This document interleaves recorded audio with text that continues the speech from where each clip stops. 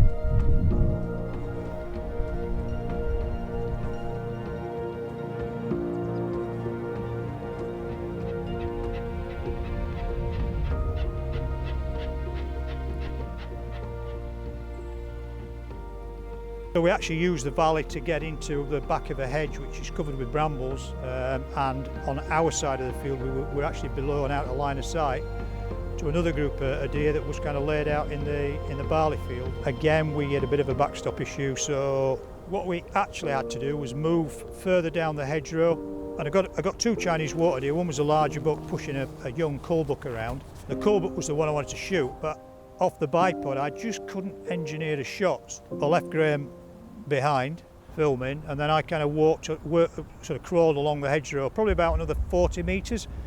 That allowed me to get the bipod to get my downward angle, and then I could get a really safe shot then. I was pretty sure if we waited long enough they'd come to a position where we could get a shot.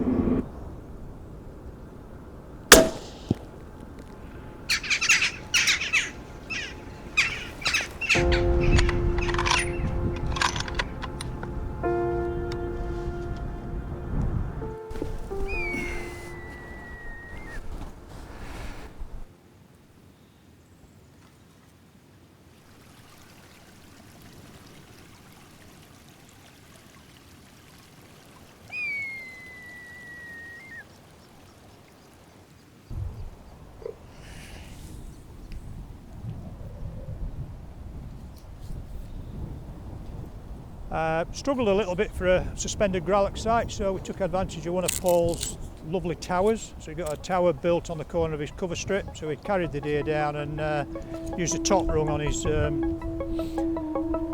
tower to growl at the deer.